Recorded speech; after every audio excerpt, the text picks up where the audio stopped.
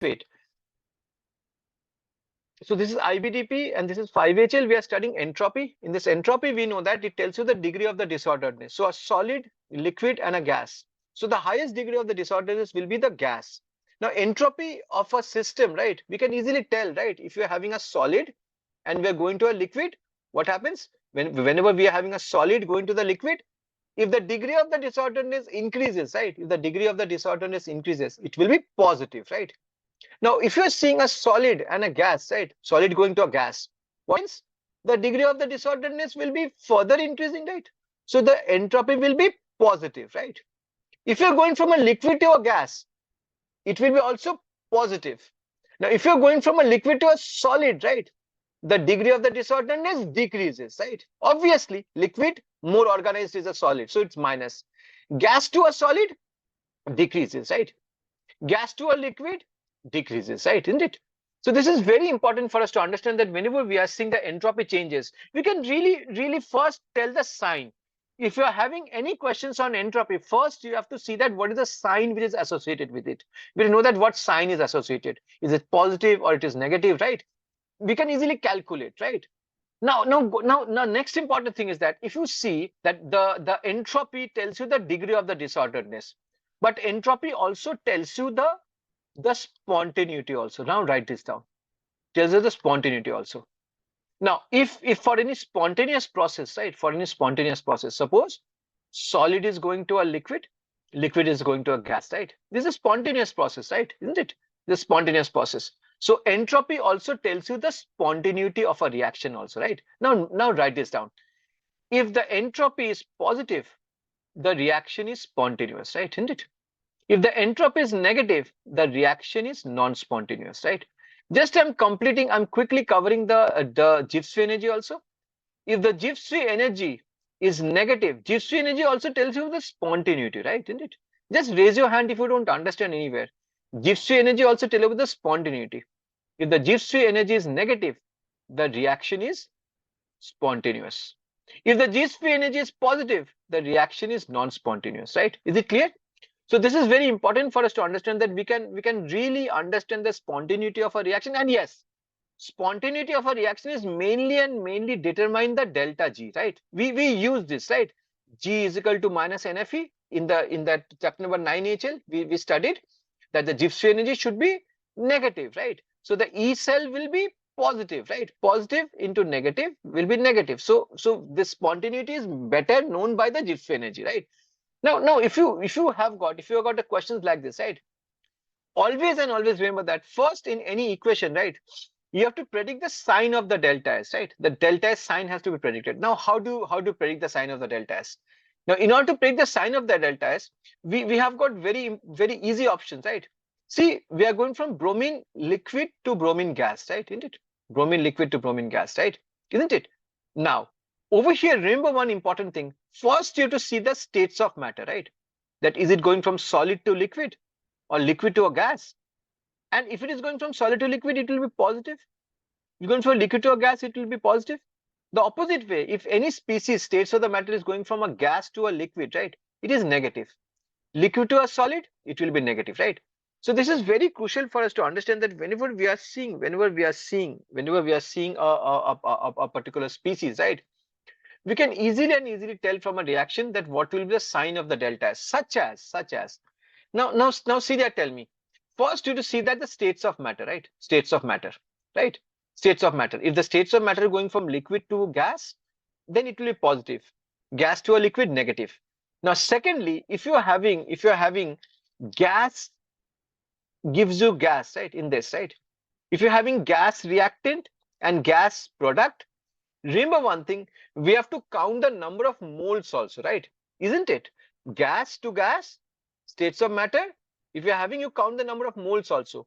If the number of moles increases, means it was 2 moles in the reactant going to 3 moles in the product, it will be positive entropy, right? Isn't it? Yes, the degree of the disorderedness increases. Either there were two particles of the gas, now it's 3 particles of the gas. The degree of the disorderedness will be increasing. If the gas moles is decreasing, 3 moles were there and going to 2 moles of the product. then obviously the degree of the disorderedness will be decreasing, means it will be negative, right? Now I'm coming one by one. Okay, tell me over here, see, you're having what? You have to see the combination. What the combination you have got? You have got solid plus gas gives you solid. Now think of the combination. Solid plus gas gives you solid. Now Celia, can you just guide me that what will be the entropy, negative or positive? Celia? See the combination, solid and gas is transformed to solid ultimately.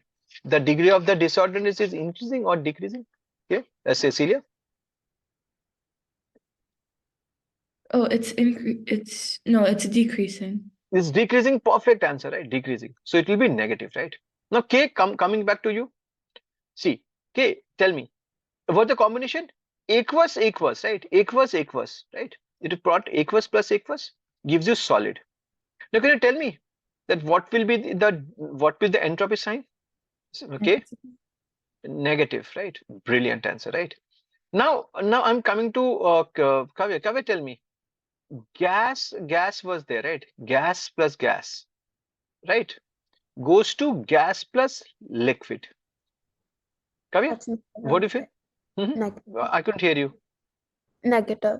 Negative was the right answer. Yes, perfect. Everybody is perfect. Wonderfully done. Very good. Very good. Now see, now come to this question, right? See, I told you what the second thing you have to understand is the gas product and reactant. You have to calculate the moles also. See, gas to gas goes to the gas. States of the matter it is zero, right? Entropy will be zero, no change, right? Now come to the number of moles. See, if you're having over here 1 plus 1 mole is how much? 2 moles. 2 moles is going to 2 moles. See, no change. So the entropy will be zero, right? Isn't it? So this is the way by which we have to know, right? Isn't it? By the sign of the entropy, right? Now come to the part. Suppose we are seeing this question, right? Now, if you're seeing that if you're seeing any reaction, right? We have to also show the sign of it, right? Suppose iodine solid to iodine gas. Now, can you just guide me, K, that is this reaction endothermic or exothermic? Endothermic reaction or exothermic reaction? Solid to the gas. What do you feel, K? Is it endothermic or exothermic, K? Endothermic, you're saying? Okay. What about you, Celia? Is it endothermic or exothermic? Does it take in heat to go from a solid to a gas, or does it release heat? Solid to a liquid. Yeah. Guide me, Celia. That is it endothermic or exothermic? She might be right, wrong. I don't know. What is your take, Celia? I think it is. It is right. And Kavya, what is you? You are also endothermic, right? Yes, perfect. So solid to a liquid is endo, liquid to a gas is endo, right? And opposite is what? Opposite will be exo, right? We are going from gas to a liquid, that is exo, and liquid to a gas is exo, right? So this is very crucial for us to understand that whenever we are seeing this reaction, right? So obviously there's a two-part question, right? There's a two-part question. See, endothermic, so you cancel this from the left hand side to right hand side, right? We're left with this. And see, solid to a gas, so the degree of the disorderliness increases, right? Fine. So it will be positive, right? Isn't it? So this is the right answer, right? Now we are going to the next part, that if you see that whenever we are having any equation, right? Any equation such as this, that what will be the entropy change of hydrogenation? Now you all try to open the data booklet quickly.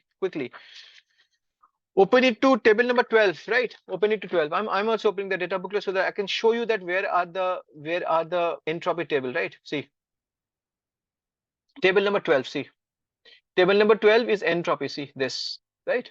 So you have to be very sure of that. Find out the entropy change of this reaction from the table number 12 of the data booklet. So you're very sure that it contains formation, Gibbs free energy formation, and entropy, right? You can pick up from over here, right? And remember one thing, that whenever we are trying to plug in the entropy equation, the equation will what? The equation will be product minus reactant, right? Isn't it? So over here we are seeing that delta H reaction will what? Delta H reaction will be, sorry, my bad. Delta S will what? Delta S will be total product entropy, right? The total product entropy minus the total entropy of the reactant, right? Isn't it? Now remember one thing, whenever we are giving entropy questions, you have to be very sure that about the sign to be taken first, right? What's the sign of entropy, right? This is very crucial. What is the sign of the entropy? Over here, we are seeing that whenever we are seeing the entropy, right? This will what? Gas plus gas gives you gas, right? Now, if I ask Celia, can you tell me that what will be the sign of this entropy? Positive, negative, or what? Gas going to Mm. gas. States of the matter, can we take a judgment over here? No, zero. When there's a gas and gas reactant product, what we do? We also find out the number of moles right over here, right? So how many moles is going to how many moles? Can you tell me, Celia? 2 moles is going to 1 mole, right? Isn't it? So moles you have to take care. So Celia, can you tell me what will be the sign of the entropy? Positive or negative? Celia, did you tell you for the gas to the gas, reactant product, the gas, you have to consider the moles also. If the Okay. moles is decreasing, going from 2 to 1, right? 2 to 1, Right. the degree of the disorderedness will be decreasing, right? Isn't it? Decreasing, right? Negative. Negative, right? Is it clear? K and you're on the same page, right? Negative, right? So first predict the sign. It is negative, right? Then we do what? Then we go to the individual values in the data booklet and plug it in. Now, when we're plugging the individual values, right? It will be product minus reactant. Now write down this, right? Delta S reaction will be product minus reactant. Delta G will be product minus reactant, right? Write down this, right? This. And delta H, you write down this, delta action will be product minus reactant if you're plugging in HF values. Write down this somewhere in the copy. I'll be covering this, the SL part also. If you're seeing that the combustion values is plugged in, it will be reactant minus product, right? If you're plugging in the bond enthalpy values, right, it will be reactant minus product. Write down this, right? Have you wrote down this trick? Write it in a very important book, right? Important copy. K, write down this trick. This is not there in any book, right? I'll be teaching this part also. For entropy, it will be P minus R. For Gibbs energy, it will be P minus R. And for the enthalpy of reaction, it will be as per the situation, right? Fine. So we do what? We plug in the values over here. Total product, right? Total product minus the total reactant, right? P minus R, right? We're getting this. Remember one thing. Now write down this quickly. S unit is joules per Kelvin. Please write down this. Gibbs free energy is kilojoules per mole. Write down this.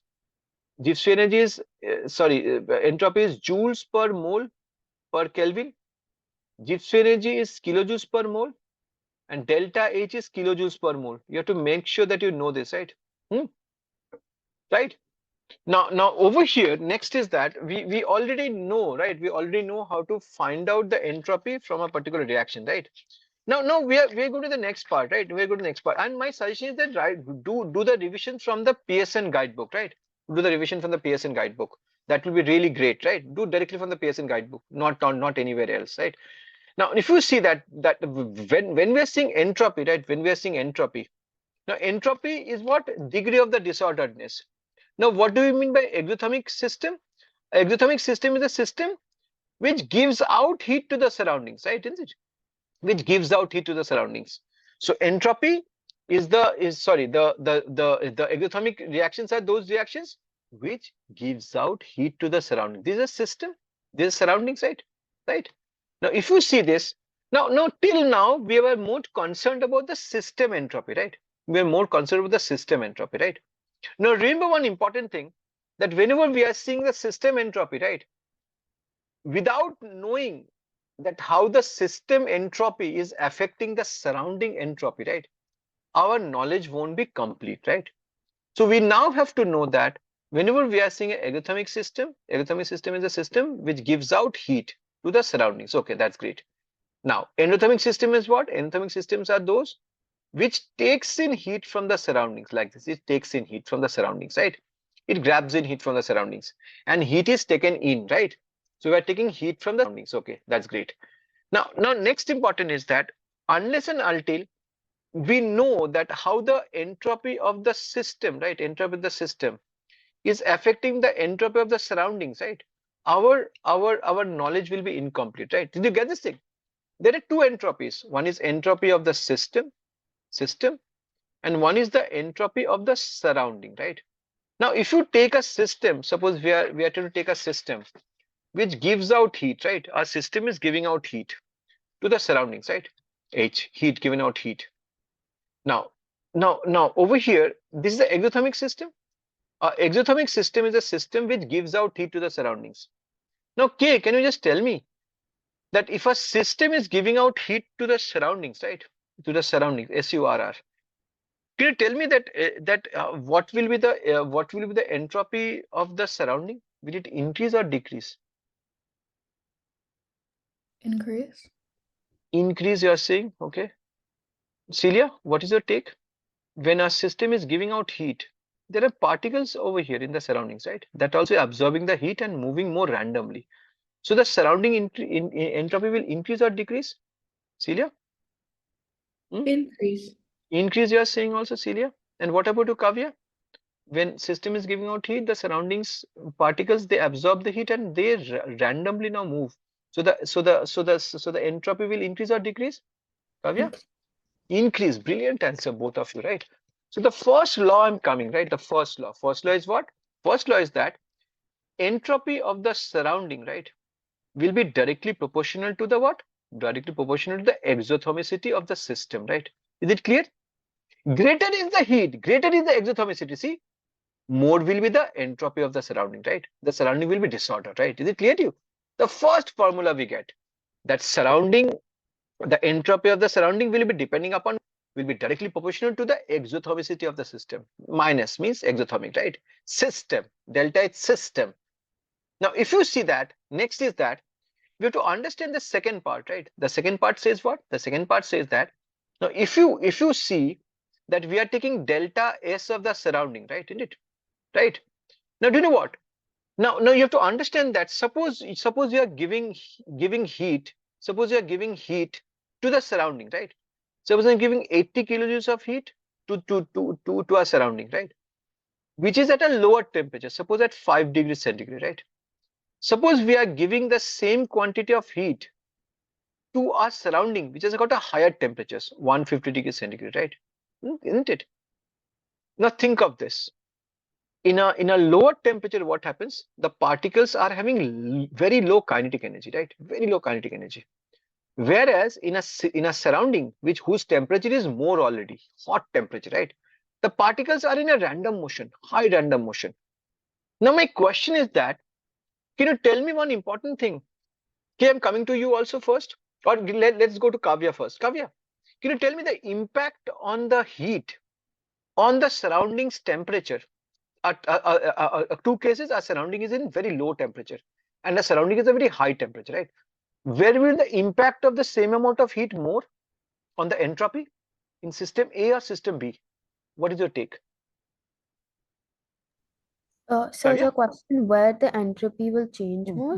More, yes. Where the surrounding entropy will be impacted more, when the System B. surrounding is at a lower temperature or the surrounding is the higher temperature, where the impact will be more of the same System amount B, of heat higher temperature.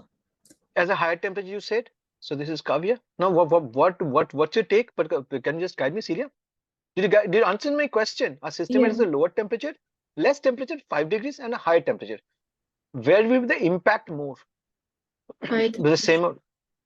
higher High. temperature. You're saying what about you, K? K, can you guide me? Where will be the impact more I would of the have entropy? said A, but I might be wrong. Oh, now see, now over here, now I'm trying to make you saying clear this part, right? See what happens. Suppose we are sitting in a library, right? Suppose you can see understand this better, right? Now see, now if you see that what is entropy, K? It tells you the degree of the disorderedness, right? That how fast the particles are moving, running. More the particles are moving, running fast, the entropy will be more. Suppose we are doing what? We are adding noise, right? We are adding noise to two systems. One system is that when the noise level is already high, right? Suppose I'm sneezing in a very packed street of London. Suppose I'm walking down the street of London in the office hours. I'm sneezing. Now I'm sneezing in my school library, right? Suppose I'm sneezing there. Now, K, can you tell me that where will be the impact of noise more? In A or in B? The Where library. will be impact B will be more? Is it clear to you? Did you get this thing?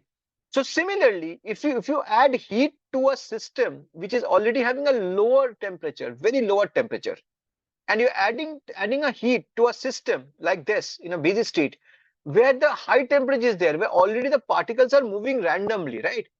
So the impact of the heat will be much more in a area where the system is at a lower temperature, right? The particles are already having less kinetic energy, low kinetic energy, almost negligible kinetic energy, right? Is it clear to you, K? So if you are sneezing in a library where the noise level is almost zero, so the impact will be more. If you are sneezing in a busy street in London where already there's a huge noise, so the impact will be less over here. So this is a very important thing for us to understand, that whenever we are seeing the second law tells what? Delta S surrounding, right, will be inversely proportional to what? The temperature of the surrounding, right? Isn't it clear to you? So this is very, if the temperature of the surrounding is higher, right, the entropy change will be lower, right? So we're getting two equations, right? We are actually getting two equations straight. We are getting the first equation is what? The first equation is what? The delta S of the surrounding, will be directly proportional to what? Directly proportional to the entropy, sorry, the enthalpy exothermicity of the system, SYS, right? Second formula we just got, that the entropy change of the surrounding, SURR, will be inversely proportional to the temperature of the surrounding, right? Isn't it? Now, if you club these two equations, right, we're getting what? Delta S surroundings will be directly proportional to minus delta H system divided by T, right? 1 by T, right? We are getting this equation, right? Isn't it? Surrounding, see, this is system, right? And T, temperature. We are clubbing these two equations, right? Now go to the next part, right? Now, if you see that when we are taking the system and the surroundings, right? The total entropy of the total entropy, will be equal to what? The total entropy will be the entropy of the system plus entropy of the surrounding, SURR, right? Now, if we pick up this equation, right? If we pick up this equation and put it over here, what we get? Delta S system, right, will be equal to minus delta H system divided by T. Are everybody is clear what I'm doing? The total entropy will be equal to entropy of the system plus entropy of the surroundings, right? Number one. Number two, if you replace delta S surrounding, which we got over here, by what? Minus delta H system by T, right? This is the equation we get, right? Celia, is it clear till over here? Celia, did you get this thing? Celia, is it clear? Yeah. Celia, Kavya, did it clear? K, did you clear? K, anybody, I'm telling you, don't feel anything, just raise your hand, right? We are getting this. Now, if you're multiplying both sides by T, right? What we, and remember one thing, for any spontaneous reaction, okay, what should be the sign of delta S? Just I told you, for any spontaneous change, what will be the sign of this delta S? Okay, positive, right? Isn't it? Spontaneous, the sign of entropy should be positive, isn't it? Right? For delta G, spontaneous will be negative, right? So for any spontaneous system, right? For any spontaneous system, the total entropy should be greater than zero, positive, right? Now we are multiplying both sides by what? T. If you're multiplying both sides by T, what you get? T delta S total is equal to T delta S system minus delta H system, right? Is greater than zero. Till over here, it's clear to you? Kavya, did you get this thing? Celia, Kavya, wherever you're not understanding, K, I'm coming to you. K, is it clear? K, did you get this thing? K, please unmute yourself, K. Is it Yes. clear? Did you get this thing? Celia, did you get this thing till part? Now Yes. this derivation won't come, but might come, might not. 99% it might come, but you have to know that how to come to the conclusion. These two equations are important, right? Delta S surrounding is directly proportional to minus delta H system. We know this. Delta S surrounding will be inversely proportional to the temperature of the surrounding. So we are getting this equation ultimately, right? Fine. Now over here, what we see now, if you're now multiplying, all the three sides by -1, right? All the three sides by -1, right? -1. What we are getting? We are getting like this. See, now observe this. You won't be asked to know this part. So T delta S total will be equal to minus T delta S system plus delta H system. We are multiplying both sides by all the three sides by -1, less than 0, right? This is greater than 0. This comes to less than 0. Now we are coming to a new thermodynamic parameter. What is called as? That is called as Gibbs free energy. This multiplication, if you see, this we have to replace by a new thermodynamic factor, that is delta G. Delta G system is equal to what? We arrange this equation, we are getting what? Delta H system minus T delta S system is less than 0 because we multiplied all the three sides by -1, right? From over here, multiplying all the three sides by -1, this greater than 0 will be converting to less than 0, right? Now over here, next thing is that if you see that whenever we are seeing this reaction, right, we are getting an important equation over here. What? The equation is what? The equation is delta G, Gibbs free energy, is equal to delta H system minus T delta S system. And it is always less than 0 for a spontaneous reaction. So now we are coming to a very important part called as Gibbs free energy, right? I'm just saving this.